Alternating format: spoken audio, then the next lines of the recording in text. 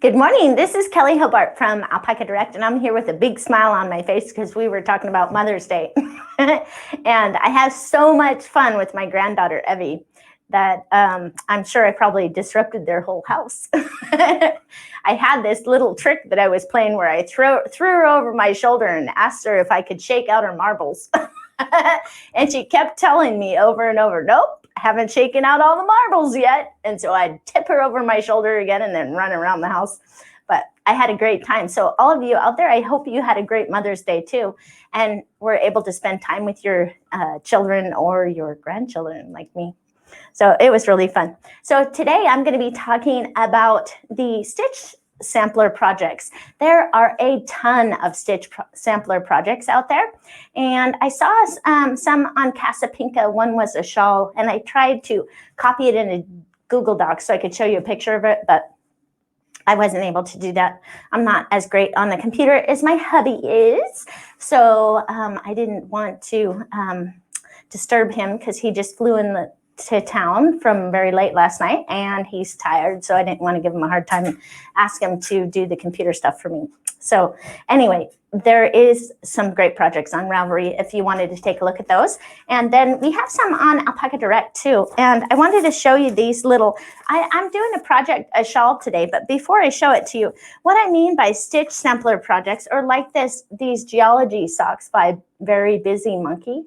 And if you can see, there's several different Stitch Sampler sampler little things in here for each one. And what I love about Stitch Sampler projects is that you get to have some new skills in a very short section, and just about the time you start getting tired of it or you really get the hang of it, then you go on to a new skill.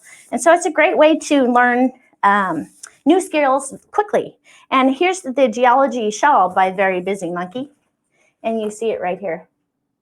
It has a bunch of different patterns on it too. And you skip from one pattern to the next, learning new skills as you go. So these Stitch Sampler projects are awesome. And I'll show you the one that I'm working on. Do you see my shawl that I'm working on? And this one's called the Luck Dragon Shawl by Very Busy Monkey. And I haven't really blocked it yet. I just kind of steamed it a little tiny bit. But I'm still working on it. And this yarn that I'm using, I was thinking I could use it for the giveaway. So every week we do a giveaway. And this week I was thinking we could do some of the Zauberball Crazy. And it's an organic cotton yarn with the long colorways. And it is a great yarn for doing these shawls. And it has a nice smooth transition from one color to the next. And it's super, super soft. And it's great for the summertime. If cool evenings or what have you, it's great because it's not too hot, but it adds a little color to your outfit. Oh, and I forgot to tell you, every week you guys help me choose what color. So I was thinking maybe the reds or the greens, and you guys help me choose, and we can send that out to the lucky winner for next week. And then for this, last week we did the Fix-A-Stitch, and that was learning how to repair stitches in your work and drop down and fix them. And that was the prize for last week.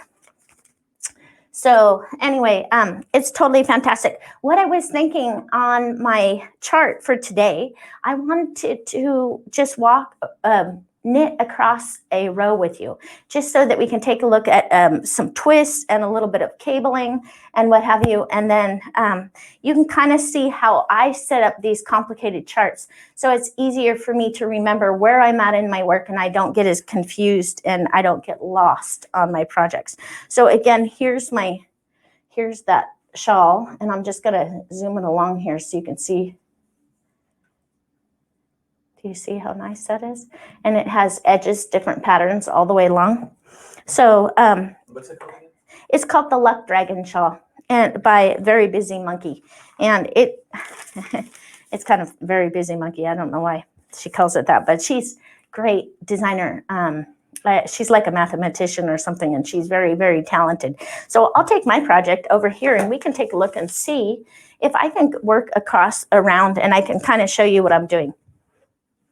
So first of all, when I go to knit a chart such as this one, I'm doing the small size shawl, and I have one skein that I'm using, and you'll see that I'm about halfway done, and I have quite a bit of yarn left. So I'll have enough to finish this shawl and probably have a little bit left over. So when you're looking here, on these top patterns, they're cables. And so what I did is I separated it. And you kind of want to separate it in the same spot. Let me just move this down so you can see.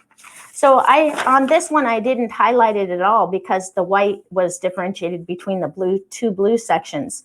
And then I started at my purl stitches and ended with these twisted stitches. So it is a twisted knit stitch, a purl one, and a twisted knit stitch on the right side. And then on the wrong side, it is a twisted purl stitch and then a knit stitch and a twisted purl. But that's how you do it. You just set it up. And then what I do to differentiate these sections right here, I use stitch markers. See? So on this very 3-stitch edge, I have a stitch marker, and that tells me that it's the right side of my work. I can also see it, that it's the good side of my work. And then I have some twisted stitches here, and then I have a stitch marker. And then I have the twisted stitches right here before the end. So it's always in the same exact spot. But do you see how it helps me keep track of where I'm at in the pattern so that when I'm doing these charts, I don't get off track and have to do it twice? This would be bad. So let's look and see if we can do a row here. So I've just completed row number 53 right here. So now I'm on 54. And I like to use 2 sticky notes and mark it all the way across so I don't accidentally start reading the bottom, the row below. That would be very bad. Okay, and then let's see if I can find my working yarn. There's my working yarn. And I'll take my sweet little project over here. And you can move it up on the table. Yeah, I'm going to, Jim. And so when I'm working, I have these 3 knit stitches, and then that's a twisted stitch. So also every single pattern that has a chart like this, it will have a glossary that tells you what each little symbol means. But I have memorized that that is a twisted stitch. And so we put the knit through the back loop on that one, and that twists the stitch. And then we have some purl stitches. And then we have a left-leaning cable or a twist. And this pattern has both knits and purls in their cabling, but this actual row it's just a left-leaning cable. So what I do if I'm cabling without a needle is I leave my working yarn in the back and I slip those 2 stitches. Then I knit the next 2 stitches. Then I hold those 2 stitches that I slipped in the front. Then I very carefully take that needle out and put them back in and then work those 2 stitches. Okay, and then I purl 2, and then it has another left leaning one. So I keep my working yarn in the back and slip those 2 stitches, and then I work the next 2, and then I would go ahead and slip that out very carefully. And you see my left hand is stabilizing those stitches that I'm slipping off the needle so they don't go anywhere. They just stay right there with me. And I know my sister, when I was trying to show her how to do it, she said that she was having troubles with it. And she doesn't live close to me. Otherwise, I would have her do it with me several times. And these are all twisted stitches right there. So that is a twisted knit, which means you knit it through the back loop like that. And then that would be a purl one. And then again, another row of the twisted stitches. So we knit through the back loop. And sometimes this yarn can be a little tiny bit splitty for some people. And so sometimes it helps to either, some people find it easier to just try lace needles, or sometimes the lace needles grab on too much and they have to use more like an Addi Turbo, something with a blunt tip so it doesn't grab so much. But I guess it's all, and you should practice. If you're having trouble with the yarn being splitty, try and use different needles, because you might find that that helps you by using a different tip on your needle. I don't know. What have you guys found out there? Have you guys tried different needles with yarn that you find that you have a problem with it maybe splitting or something, and have used something else that's more useful, post comments in the comment section and let me know what maybe you guys have some ideas about this. So I'm just doing these left leaning cables. Oops, so you slip 2 and then work 2 and then grab those 2 stitches. And if you have a hard time grabbing them, sometimes I just take a second to make sure you're grabbing the whole strand of yarn and then sticking those back on the needle. And I'm separating the yarn with my thumb. There you go. And then we're almost at those, the twisted stitches again. Oops, one more stitch, and then we have a twisted stitch. And in the back loop to twist it and purl 1. And you can see the twisted stitches have a very defined line on them. It kind of makes it look pretty. I like it. It adds an additional border to it, I think. And so I'm just working my way along here, and we have some purls, and then we have a left leaning cable, which I would slip 2, and then I grab that left leaning cable. So if you guys have never done cabling without a cable needle, it is really awesome. What you need to do is practice. Get out your scrap yarn and practice it. And Jim was reminding me today of the 3-2-1 rule, where if you have a new skill, like you're learning cabling without a cable needle, for instance, choose 3 different projects that have cables in them. And then what you can do, sorry about that, my yarn, maybe I'll put it over here. And then you can practice it. And then, let's see here. Oh, another left. Then you can practice it and you get better at it. And I like to practice the new skill by choosing 3 projects that utilize that skill. And then I practice at least 1 hour a day. Do you see how I'm having a little bit of a hard time getting into that, those stitches that I had slipped? And then working them. There you go. Oops, that one.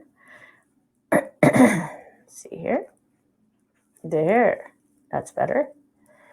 And then we're back to the twisted stitches. Yes, no more than 2 new skills at a time. That's right. Jim reminded me of that, my 3-2-1. No more than 2 new skills at a time. And then practicing 1 hour a day. And of course, having 3 projects in a row, because by the time you get to your 3rd project using, say you're learning cabling without a cable needle, you get so good at it by the 3rd project, you're like an old pro, especially if you do like a cabled scarf that has a million cables and you get to practice it. You're like, we'll never, ever forget again. And what I love about really internalizing the skills is that what happens is you never have to look it up again. You can just use that skill whenever you need it. Say you're flying on an airplane or whatever, and you're like, oh, well, I don't even have to look at the glossary anymore. I don't have to look it up on my computer. I don't even need a computer to do that skill because I have done it before. And do you see how that much time that saves you when you're very certain and you've got the skills? Like it's muscle memory almost, you know? And that is totally fantastic. I really, really enjoy that one. I have a skill learned so well. And you know, another way that's a good way to learn skills too, and I don't know if you guys have done that before, but have you helped your buddies before learn the skill? Because when you're teaching someone how to do it, you really have to know how to do it, because if you don't, you won't be able to teach it to them, because they'll ask you a question and you won't know the answer. And so teaching and helping your buddies learn how to do it is really a fantastic way to cement a skill into your memory and really, really, really get good at it. So, and that's how I mean, you know, because I sit here and help you guys all the time, it helps me too. It really does. Because there is, I mean, you know, and sometimes I mess things up, and there is no such thing as perfection. We're perfecting our life for our entire life, I think. And so, yeah.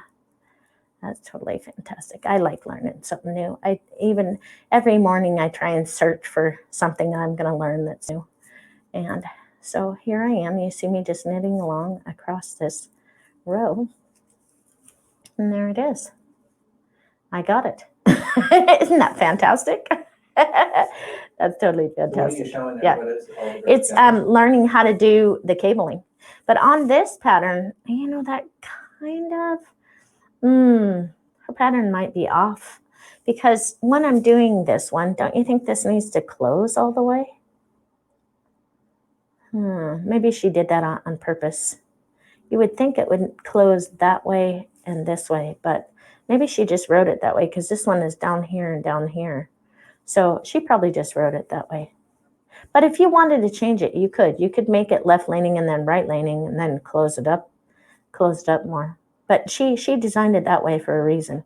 So that is all the way through that round. And that was one of the more difficult rounds that we have. And the pattern is super fun. It's pretty easy to follow, especially if you put stitch markers to mark your place. So using your stitch markers, like I love using stitch markers. I use stitch markers for everything, but just being careful about where you place it so that you place it in the same place every time. So you're not starting one time with the twisted stitches and the other time ending with the twisted stitches. That could get you off track. So all right, so you guys don't forget to vote. We want to give some of this lovely cotton yarn to you, and we will like the reds or the greens, and maybe you can make one of the Lucky Dragon shawls that we have posted on our website, right, Jim? Yeah, Ruth says that she shows a lot of her people, her knit group people, well, the things she's learning on Technique Tuesday. So Oh, that's so wonderful. Oh, thank you, Ruth, for sharing what you've learned here on Technique Tuesday with other people so that you can help them too. That's totally wonderful. I love paying it forward because I feel like helping other people is never a waste of our time. We always, I think I feel better I have more fun sharing with other people than if I were just to do it on my own. So you guys don't forget to share all the skills that you learn with your buddies, and then maybe you can, pass it forward and help other people grow and learn. There are a lot of people out right now that because of COVID, they're inside all the time, and they really could use the encouragement to move forward and practice their skills. I know I had a wonderful lady on the phone yesterday, Sue, and she needed a little help and encouragement with her knit club projects. And I talked her through it, and she said that she had figured it out. And I think it was from our online group that we have where they help each other. What do you call that, Jen? Fiber Friends? No. The VIP group. Yes, the VIP group. Okay. The VIP group. They were helping each other. So thank all of you out there that helped her yesterday. Sue was really wonderful. And they're all posting their Entrelac scarves. Yay! I'm glad you guys enjoyed the Entrelac scarf. You'll love the project from this month too, because it's a more summer friendly project. It's a market bag, and it is really, really cute. What's the surprise? Oh, darn. Did I just ruin the surprise? Oops. Ding, ding. Sorry for those of you. Oh, my goodness. Well, anyways, I think that you'll like the project and maybe learn a few things too. It is really fun. I enjoyed making that. That was great. And then I'm going to enjoy using it too, because I do like going to the open market to get fresh veggies and walk around and listen to the music. It's really nice. So let's look and see who the winner for this last week was. It was for the Fix-A-Stitch. And it is Rochelle Imboden. You won this wonderful Fix-A-Stitch. That's awesome. And you see that I have the tag inside here. I carefully took it apart, but it's supposed to go on the outside right here. But I have it tucked right in here. And this will go out in the mail to you. All you need to do is send us your contact customer service at Alpaca Direct and give us your shipping address, and we can get this in the mail to you. If you haven't seen this before, it is a great handy little set of tools that you can use to pick up stitches that you drop. And I showed last week how to do that. So if you aren't familiar with the Fix-A-Stitch, you can do the Technique Tuesday and type in Fix-A-Stitch, right, Jim? and then it'll pull up so you can learn how to do it. It was really, I really like this little tool. It's We a sold handy out, but dandy we're gonna get more in. little gadget, and there's more coming. Yes, we did sell out. So anyway, so for those of you who want to jumpstart your skills, you should try these wonderful projects that have the stitch sampler, like different little patterns on them. It's a great way to learn quickly. It's kind of like doing a baby sweater to learn how to do an adult sweater. You do a baby sweater and it's a little tiny project, and you learn the basic construction of knitting sweaters, and then you go from there. So this next week, I think I will be finishing up my Luck Dragon shawl. But if you guys are interested in other projects, there's this geology shawl from Very Busy Monkey, and she has socks. So there's a lot on there, and you can Google it, patterns for stitch sampler projects in knitting, or I think they have it in crochet too. Yeah, so it's totally fantastic. So I hope that you have a great week, and I will see you next Tuesday.